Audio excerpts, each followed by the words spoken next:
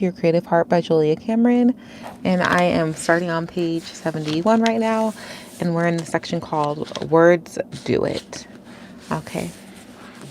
Those who do not have power over the story that dominates their lives, power to retell it, to rethink it, deconstruct it, joke about it, and change it as times change, truly are powerless because they cannot think new thoughts. Salman Rushdie. One of my favorite fairy tales is The Ugly Duckling. As the story goes, a certain perfectly lovely young swan was raised amid a group of ducklings. The young swan had a long, beautiful neck. Swans do. The young ducklings, all the ducks for that matter, had shorter, stouter necks, and considered the young swan a freak, an ugly duckling. Having no information to the contrary, never having seen another swan, the young swan also found itself to be an inferior duckling. Of course it was. It was never meant to be a duckling at all.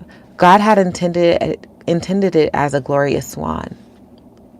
Many intensely creative children experience the ugly duckling syndrome because their nascent talents tower above the talents of those around them. They are regarded as freakish. Very often, their talents are mirrored back in a distorted fashion, the mirror being the eye of the beholder. Andrea, a very musical child, was told by her novice singing teacher that she was a bad alto and encouraged to pipe down while the other students were told to pipe up. In her mid-40s, Andrea attended a creativity workshop in which one of the other students happened to be an opera teacher. When the class tried out a little singing, Andrea confessed her fears as a bad alto, but she sang anyway. At the break, the opera teacher approached her. "My dear, you are not a bad alto," said the opera teacher gently. "What you are is a coloratura soprano. You're not supposed to be singing down low. Your voice wants to be way up there. Try this." The opera teacher demonstrated a vocal exercise. Andrea tried it and felt her voice take a wing. A soprano? Her heart lifted with her voice.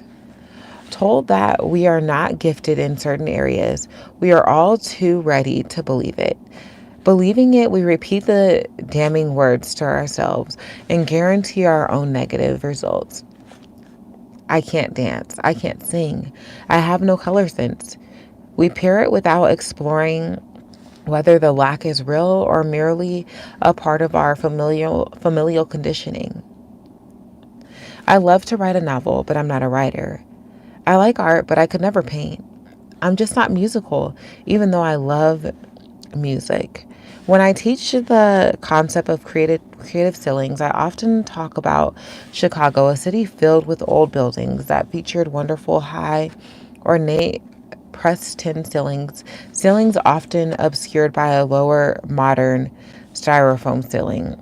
It used to be a game of mine to tap the panels of these styrofoam ceilings.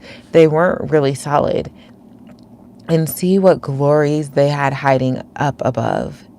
In many ways, we are a lot like those buildings with the artificially low ceilings. The hidden gifts we believe to be far above our creative capacities are often merely obscured from our view. A tiny whisper of the gift may remain tapping at our consciousness, like a mouse scratching at the ceiling. When we hear the whispered wish of that gift, we say, "Oh, I could never do that. That's so far above my head." But is it really? Sometimes all we need to do is tap, which is the point of the essay you are now reading. As dismaying as it may be to remember the negative words, I am asking you to recall in the act of such remembering lies freedom. Many creative people suffer from artificially low creative ceilings caused by what they've been told about themselves, conditioned to believe they will fail in an art form they love. They are either afraid to make even a fledgling attempt, or if they do, they judge that attempt so harshly that they abandon their efforts before they have a chance of success. To be blunt, they have been blinded to their own powers by the negative use of language.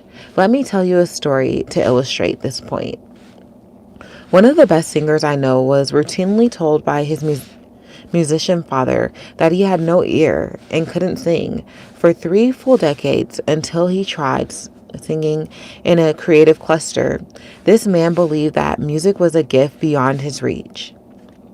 It took him until his mid 40s to undo the power of his father's words and discover that he did, in fact, have a beautiful, resonant singing voice and a very fine ear.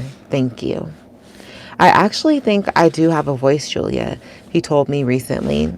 The other night, I was asked to do a radio show about my poetry, and I did an improv piece with a poem and my guitar, and at the end of it, I actually did a little singing. And you know what? The singing sounded fine. When last I saw him, he was writing songs and performing them, still in the process of unwrapping his newly discovered gift for music, a gift he had owned, in fact, since childhood, although the power of his father's words had convinced him otherwise. My friend was one of the lucky ones. He was able to retrieve his lost gift and claim it. Many people are less fortunate. Their loss may be buried so deeply they no longer know that it occurred. As sound healer Don Campbell writes, wounded musicians who were told they could not sing in tune or play an instrument may have lost their bright glorious birthright of knowing the powers that are already in play. Music is not the only gift that can be lost or buried due to the power of negative words, and sometimes an artistic birthright is not lost but is badly wounded. A young woman I know, a very gifted actress, is embroiled in battle right now. Even though she has been acting since early childhood, some TV, a few movies, school plays, local theater, some professional theater work, her father routinely denigrates all of her efforts as not being real acting. I have finally realized he is simply completely opposed to my acting, she recently told me. For his part, the father cites parental concern over the heartbreaks of his daughter's chosen profession. But how much more heartbreaking is it to have a parent who squelches your dream, refuses to acknowledge your gifts, even when they are seen and appreciated by others? How long will this young woman be able to hold on to her conviction that she is a real actress in the face of her father's oft-spoken words that she is not? In my years as a teacher, I have been amazed time and again by the power of negative words to dampen and all but extinguish luminous creative gifts. For this reason, artist abuse hits me the same way child abuse hits a lot of other people. From my perspective, artist abuse is a child abuse because the part of us which creates is, in fact, a vulnerable inner youngster. This luminous inner being, a soul sprite, if you will, is directly connected to the divine and possesses the power to accomplish enormous things. In order to accomplish them, however, this artist child must be able to survive, overcome, or turn aside whatever negative verbal programming sets an artificially low ceiling on its creative gifts. As creative beings, we carry a little seed of belief that says, I'd like to be, I think I am, a writer, a painter, a photographer, an actor. This seed of desire isn't always welcome news for our families. Hanging on to that kernel of self-belief in the face of well-meaning familial skepticism can be tough. Sometimes parents act as though our desire to make art is an act of sabotage to their dreams for us. This parental colonialism. They have their own lives to live and we have ours, but as parents, they hope to guide us, often in misguided ways. Steeped in our anti art mythology, they may know or think they know how terrible an artist's life can be, how drunk, crazy, promiscuous, and broke artists always are. So, survival as an artist starts very early when our first WB's, wet blankets, say that nice steer, but how do you plan to make a living? Children don't come into the world and hatch an artistic career as a diabolical plan to scotch their parents' dreams. No 7-year old says, I think I'll really screw the old bastards. I'll be a writer. And yet, many creative children, and all children are creative, are construed by family and teachers to be management problems. I was unruly Julie. Don't be so intense. Calm down. Slow down. Stop being so wild. Composer Michael Hope was routinely denigrated as the dreamer. Oh, Michael, you are such a dreamer, the scornful parental tone rained down on him and reined him in. Told by his parents that artists were selfish and irresponsible people, he was urged to become a businessman instead of a composer. Being a financial success would yield him, his family, and his world far more happiness and satisfaction than following his musical dreams, he was told. Besides the family mythology, continued, artists were selfish, irresponsible, thoughtless, vain. An obedient, dutiful son, Hope heeded his parental guidance and became not a composer, but an executive at a large record company, serving his musical dreams at one remove. A practice I call being a shadow artist. Graced with composers' ears, he brought to his label fine performers, composers, among them Vangelis. All the while, he quietly noodled away in his off hours, composing his own music, composing his own soul. If not his life around the music he created himself. Events might have continued to unfold in this fashion, but for a fateful accident. Asked to audition his company's talent for a film producer, Hope made a tape of his artist's work and sat through a long and difficult meeting as artist after artist was rejected. No, no, no, no, no. Don't you have anybody that's right for me?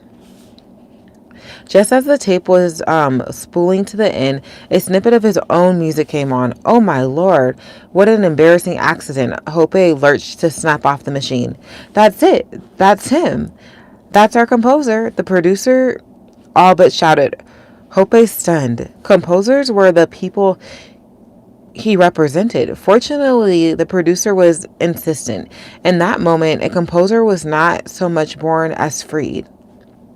Hope has subsequently made the Oscar shortlist for his film compositions. The dreamer began to follow the dream. Hope says a world of emotion lying in his soft understatement. Often when I'm teaching, I play Hope's heartfelt melodies from the yearning and then stop to remind my students that he was not supposed to compose them. The life of a composer was supposed to remain above his creative ceiling. Our creative ceiling is what we determine by our language. Whew, I like that part. Our creative ceiling is what we determine by our language. I'm just not creative. I have often been told by people whose creative stickings out all over them, to my eye, but not to theirs. Judy writes wonderful poems, but not enough of them, she says. Meanwhile, she is one of the best cooks I have ever run across, a fine weaver, and the creator of homes that speak to the spirit and makes the heart sing. As a friend, she is endlessly playfully thoughtful. She is forever locating the odd book, the great batch of dried flowers for the hallway, etc.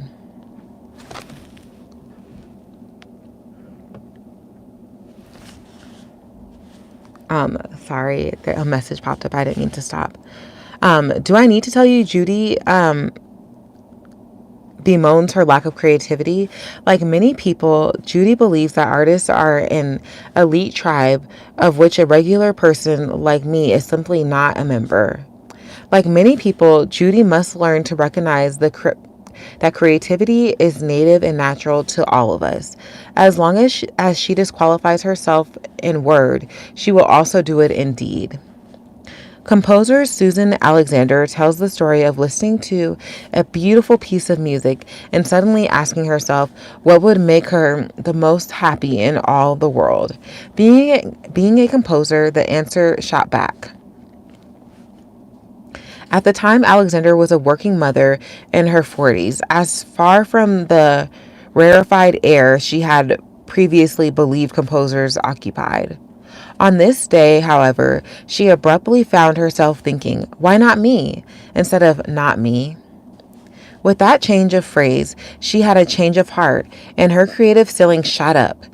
Within a week, she had a mentor. Within 2 years, she had a master's degree in musical composition. When I met her, she was the recipient of a composing fellowship from a university in Michigan. She told me this story as we strolled through the great northern woods. Creativity is a spiritual essence that can operate in any and all areas of life.